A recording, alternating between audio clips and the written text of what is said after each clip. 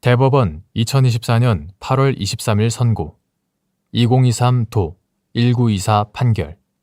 사건명 폐기물관리법 위반 1.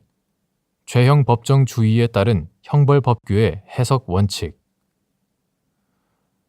형벌법규의 해석은 엄격하여야 하고 문헌의 가능한 의미를 벗어나 피고인에게 불리한 방향으로 해석하는 것은 죄형 법정 주의의 내용인 확장 해석 금지에 따라 허용되지 않는다. 따라서 형벌 조항 중 범죄의 구성 요건에 해당하는 문헌의 의미를 합리적 이유 없이 고려하지 않고 해석함으로써 형벌의 적용 범위가 확장되는 것을 경계해야 한다.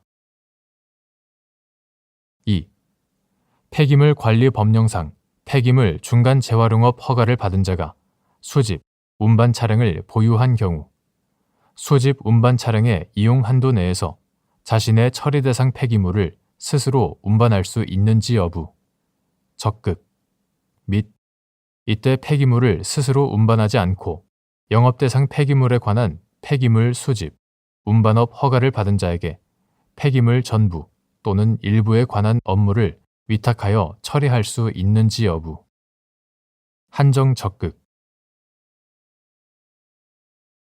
폐기물관리법 제25조 제5항은 폐기물 처리업의 업종으로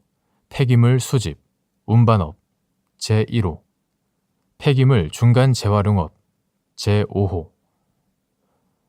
폐기물 중간 재활용업 등을 규정하고 있고 같은 조 제3항은 폐기물 처리 사업을 하려는 자는 업종, 영업 대상 폐기물 및 처리 분야별로 환경부 장관 또는 시도지사의 허가를 받아야 한다고 규정하고 있다. 한편 폐기물관리법 제25조 제6항에 따르면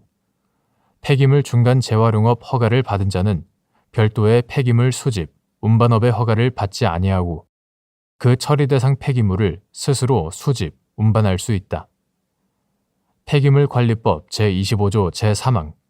폐기물관리법 시행규칙 제28조 제6항 별표 7은 폐기물 처리업의 시설, 장비, 기술 능력의 기준에 관하여 정하고 있는데 위 기준의 5, 가, 1, 가, 3에 따르면 폐기물 중간 재활용업 허가를 받은 자가 재활용 대상 폐기물을 스스로 수집, 운반하려는 경우 수집, 운반 차량을 한 대 이상 갖추어야 한다. 위와 같은 규정들에 비추어 보면 폐기물의 운반은 원칙적으로 폐기물 수집, 운반업 허가를 받은 자만 할 수 있으나 예외적으로 폐기물 중간 재활용업 허가를 받은 자가 폐기물 처리업의 시설, 장비, 기술 능력의 기준에서 정한 사항을 충족하는 수집, 운반 차량을 보유한 경우